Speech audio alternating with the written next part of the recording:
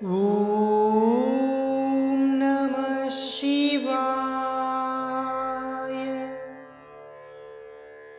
உலகில் எத்தனையோ திருத்தலங்கள் இருந்தாலும் திருவண்ணாமலைக்கு இணையான ஒரு தலமும் இல்லை என்று சொல்லுவர்.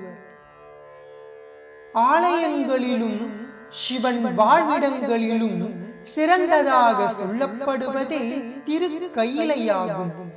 அந்த திருக்கயிலையை பல வகைகளில் ஒப்பிட்டு பார்க்கும் பொழுதும் திருவண்ணாமலை சில வகைகளில் உயர்ந்ததாகவே கருதப்படுகிறது. அத்தகைய சிறப்புடையது இந்த திருவண்ணாமலை திருத்தலமாகும். உலகில் வாழக்கூடிய உயிர்கள் அனைத்துமே திருவாரூரில் பிறந்தால் முக்தி, அவிநாசியில் வாழ்ந்தால் முக்தி, காசியில் இருந்தால் முக்தி, சிதம்பரத்தை தரிசித்தால் முக்தி.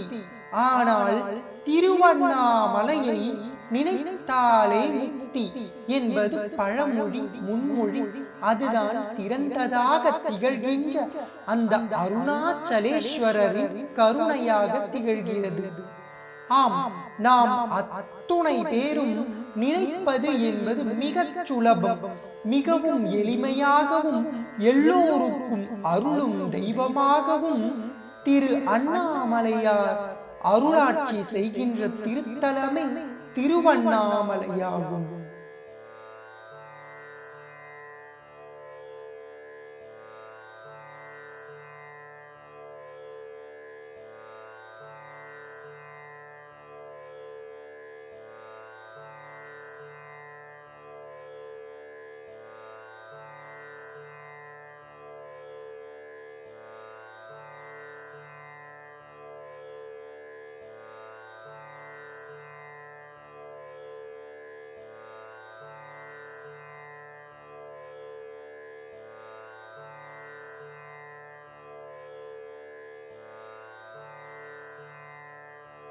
மேருமலையோ சிவபெருமான் வாழக்கூடிய வீடாக கருதப்படும். திருக்கயிலையோ சிவபெருமானின் வாசஸ்தலமாக சொல்லப்படும். ஆனால் திருவண்ணாமலையோ சிவபெருமான் என்றே அழைக்கப்படுகிறது. மலை இங்கு லிங்க வடிவமாக காட்சி தந்து பரிபூரணமான இறைவனாகவே அருளாட்சி செய்கின்ற திருத்தலமாக திகழ்கிறது. எனவே இங்கு மலையே சிவபெருமானாக வணங்கப்படுகிறது. இங்கு மலைக்கு மிகவும் சிறப்பு என்பதனால்தான் இம்மலைக்கு அண்ணாமலையார் என்கின்ற பெயர், அருணாச்சலேஸ்வரர் என்கின்ற திருநாமம். அண்ணாமலையார் என்றால் அண்ணுதல் என்றால் நெருங்குதல், அண்ணா என்றால் நெருங்க முடியாத. இது நெருங்க முடியாத நெருப்பு மலை என்கின்ற திருப்பெயரை தனக்குள் அடக்கமாக கொண்டு அருளாட்சி செய்யும் திருத்தலமாக திகழ்கிறது. அருணாச்சலம் என்றால் அருணம் என்றால் நெருப்பு என்பது பொருள், சலம் என்றால் மலை என்பது பொருள். நெருப்பு மலை என்கின்ற திருப்பெயரினை உடையதே இந்த அருணாச்சலம் என்கின்ற வார்த்தையின் பொருளாகும். இத்திருத்தலத்தில் உள்ள இறைவனின் இந்த திருநாமத்தை கொண்டே மலையின் சிறப்பினை நாம் உணர முடிகிறது.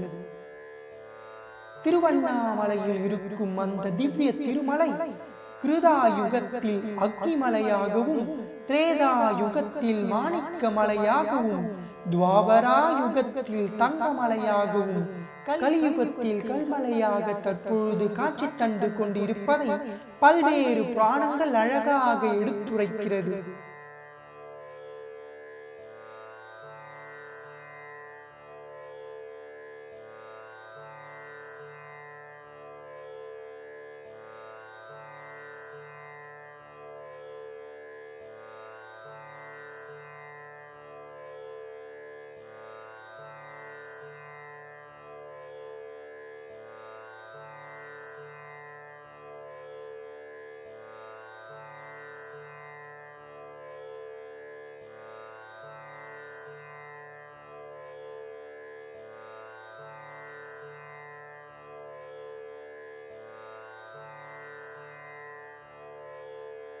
பெருமைக்குரிய இந்த திருத்தலமானது பஞ்சபூதங்களில் நெருப்பிற்குரிய திருத்தலமாக போற்றப்படுகிறது.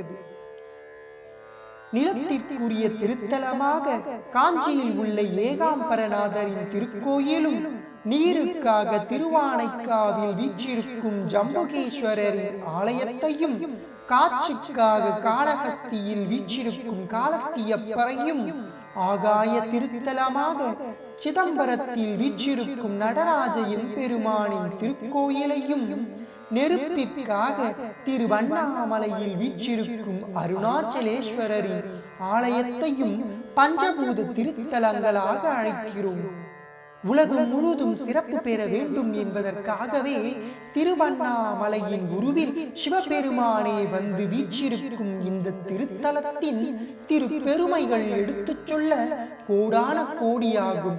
அதில் சிறப்பிற்குரிய திருத்தல வரலாறுகள் பல பல சொல்லிக்கொண்டே போகலாம். ஏனெனில் அண்ணாமலையார் அண்ண முடியாத, சொல்ல முடியாத தெய்வீக அதீத சக்தி பொருந்திய தெய்வமாக திகழ்வதாலே இவருக்கு வரலாறுகளும் சிறப்புகளும் பெருமைகளும் ஏராளம் ஏராளம்.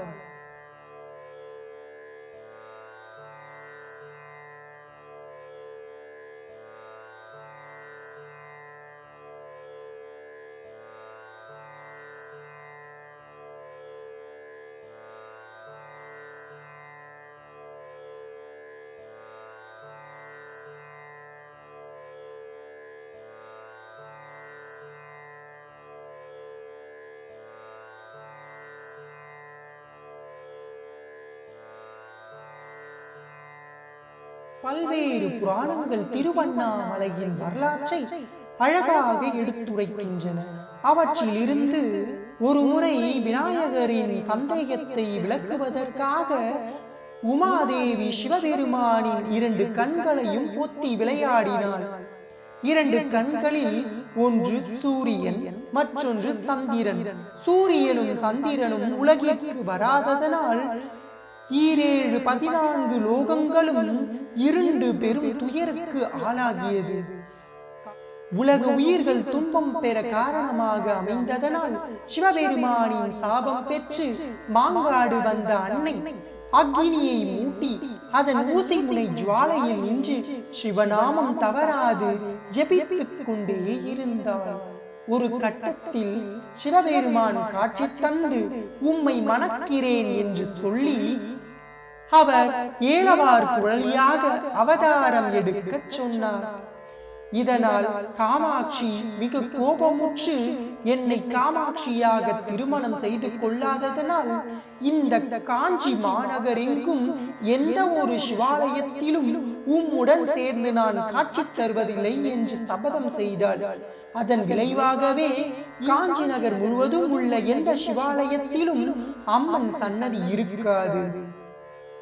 பின் அன்னை ஏலவார் குழலியாக அவதாரம் செய்து கம்பை நதிக்கரையோரமே சிவனின் பூஜையை தொடர்ந்து செய்து வந்தாள். ஒரு கட்டத்தில் அவளை பல்வேறு விதத்தில் சிவபெருமான் சோதித்து அவள் பக்தியில் மனமுருகிய சிவனோ காட்சி தந்து வரும் பங்குனி உத்திரமன்று உம்மை மணப்போம் என்று திருவாக்கு அருளினார்.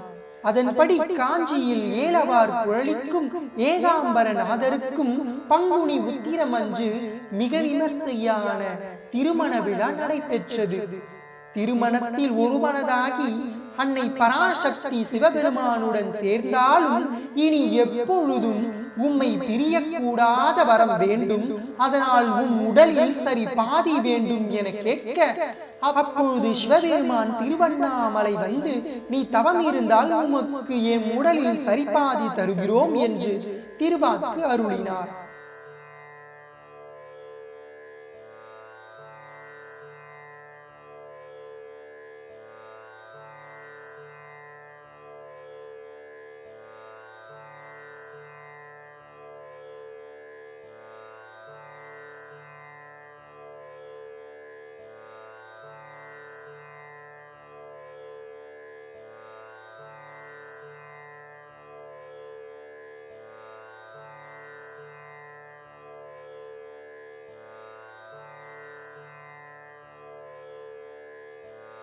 சிவபெருமானின் அருள்வாக்கிற்கு இணங்கி அன்னை பராசக்தி திருவண்ணாமலையில் உள்ள ஈசான மூலையில் இன்று துர்காதேவி திருத்தலம் அமைந்திருக்கும் அவ்விடத்தில் ஈசனை நோக்கி சில காலம் தவம் இருந்தால் தினம்தோறும் சிவபெருமானை மறவாது கிரிவலம் வந்தால் ஒரு கட்டத்தில் சிவபெருமான் மகிழ்ந்து திருக்கார்த்திகை நன்னாள் அன்று தீபமாக காட்சி தந்து அன்னை பராசக்தியை தன் உடலில் சரிபாதியாக சேர்த்து கொண்டார்.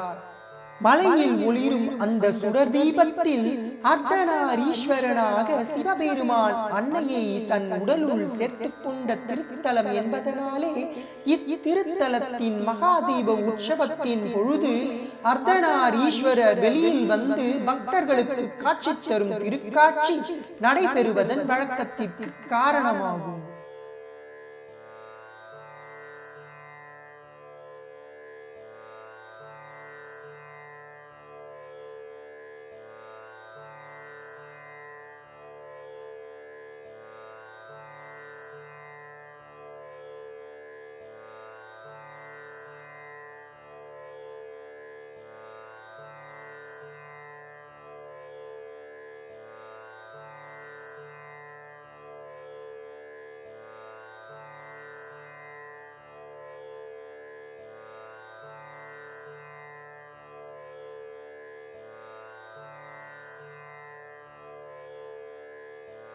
மேலும் சிறப்பிற்குரிய இந்த திருத்தலத்தில் பிரம்மாவிற்கும் விஷ்ணுவிற்கும் ஒரு சமயத்தில் யார் பெரியவன் என்கின்ற சண்டை வந்தது. அப்பொழுது இவர்களின் ஆணவத்தை அடக்குவதற்காக சிவபெருமான் ஜோதி சொரூபனாக தோன்றி அங்கே ஓர் அசிரீரியை ஒலித்தார். அந்த அசிரீரியில் தங்களில் யார் பெரியவரோ அவர்களில் யாரேனும் ஒருவர் என் அடியையோ அல்லது முடியையோ கண்டுபிடித்தால் அவரே பெரியவர் என்று விழித்தது. அதை கேட்ட பிரம்மாவும் விஷ்ணுவும் அடியையும் முடியையும் தேடுவதாக முடிவு செய்தனர். பிரம்மா முடியை தேடுவதாக அன்னப்பறவை அவதாரம் செய்து மேல் நோக்கி சென்றார். திருமாலோ வராக அவதாரம் எடுத்து அந்த தீயின் திருவடியை தேடி பூமியை குடைந்து கொண்டு சென்றார். இப்படியே சென்று கொண்டிருக்க இவர்கள் சலிப்புதான் எய்தினார்களே தவிர இவர்களால் அடியையோ முடியையோ கண்டுபிடிக்க முடியவில்லை.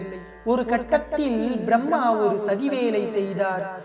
மேலிருந்து விழக்கூடிய அந்த தாழம்பூவை கண்ட பிரம்மாவோ, நீ எங்கிருந்து வருகிறாய், யார் என்னவென்று விசாரிக்கும் பொழுது, இந்த தீப்பிழம்பின் முடி சடையில் இருந்து நான் விழுந்து விட்டேன் என்று அது கூற, நீ எவ்வளவு காலமாக வந்து கொண்டிருக்கிறாய் என்று கேட்கும் பொழுது, நானோ பல யுகமாக வந்து கொண்டிருக்கிறேன் என்று அது சொல்ல, ஓ, இனி நம்மால் இந்த முடியை கண்டுபிடிக்க முடியாது என்று உணர்ந்த அந்த பிரம்மா அந்த தாழம்பூவை பொய் சொல்ல சொல்லி தானே முடியை கண்டுவிட்டதாக கூறி கூக்குரலிட்டு வந்துவிட்டார்.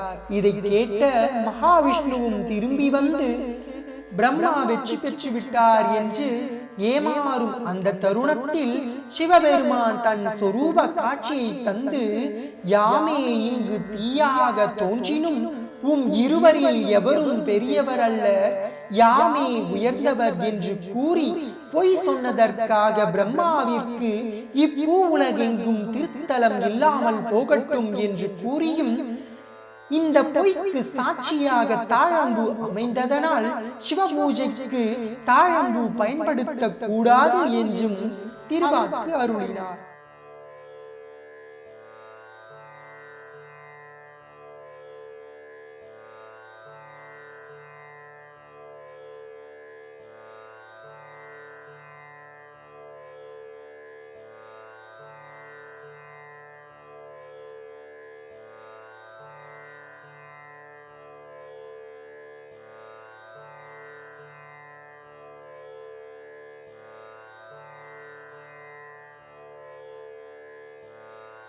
சிறப்பிற்குரிய மாணிக்க வாசகர் இத்திருத்தல பகுதியில் தங்கியே நாள்தோறும் மார்கழி மாதம் சிவபூஜையில் ஈடுபட்டு அவரால் இயற்ற பெற்ற பாடலே இன்று பெருமளவும் போற்றப்படும் திருவெம்பாவை பாடல்களாகும்.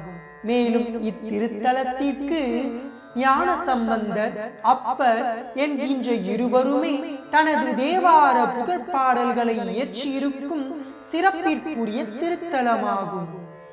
இந்த திருவண்ணாமலை நகரிலே பிறந்து வளர்ந்து பின் தன் வாழ்நாளை பிடிக்காது உயிர் துறந்து போக வேண்டும் என்று அருணகிரிநாதர் கிளை கோபுரத்தின் மீதிருந்து வீழ்ந்து தனது உயிரினை விடும் பொழுது முருகப்பெருமானால் ஆட்கொள்ளப்பட்டு பின் திருப்புகழ் பாடுவதற்காகவும் முருகன் தீர்த்தொண்டு செய்வதற்காகவும் முருகன் பணித்த திருத்தலமே இந்த திருவண்ணாமலை திருத்தலமாகும்.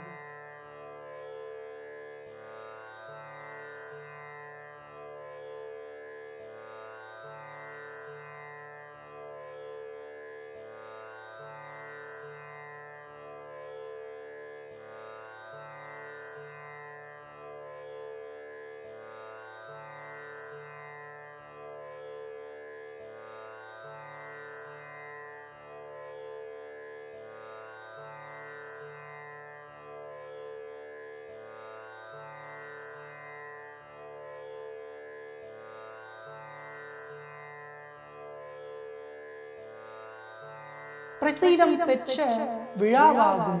இது ஏன் எதற்காக எனும் பொழுது மலையை சிவனாக வழிபாடு செய்கின்ற திருத்தலம் இந்த திருவண்ணாமலை என்பதனால் சிவபெருமானையே வலம் வந்து வழிபாடு செய்வதாக ஐதீகம். சிவபெருமானின் முழு பரிபூரண அருள் பெற வேண்டும் என்பதற்காக தேவர்கள் திருவண்ணாமலையின் எண் திசைகளிலும் தங்கி ஈசனை மனமுருகி பூஜை செய்து தவம் மேற்கொண்டனர். அதன் பலனாக அவர்கள் அஷ்டதிக் பாலகர்களாக திருவண்ணாமலையின் 8 திசைகளிலும் வீற்றிருந்து அருள் பாலிக்கின்றனர். அதன் அடிப்படையில் கிழக்கு திசையில் இந்திர லிங்கமாகவும், தென்கிழக்கு திசையில் அக்னி லிங்கமாகவும், தெற்கு திசையில் யமலிங்கமாகவும், தென்மேற்கு திசையில் நிருதிலிங்கமாகவும், மேற்கு திசையில் வருணலிங்கமாகவும், வடமேற்கு திசையில் வாயுலிங்கமாகவும், வடக்கு திசையில் குபேரலிங்கமாகவும், வடகிழக்கு திசையில் ஈசான்யலிங்கமாகவும் இந்திரன், அக்னி, யமன், நிருதி, வருணன், வாயு, குபேரன், ஈசானன் என்கின்ற இந்த 8 தெய்வங்களுக்கும் முறையே சிவபெருமான் அருள் செய்ததனாலே இந்த 8 திசைகளிலும் அஷ்டதிக் பாலகர்களுக்கு அருள் வழங்கி வீற்றிருந்து நமக்கும் நலம் செய்கிறார் கிரிவல பாதையில்.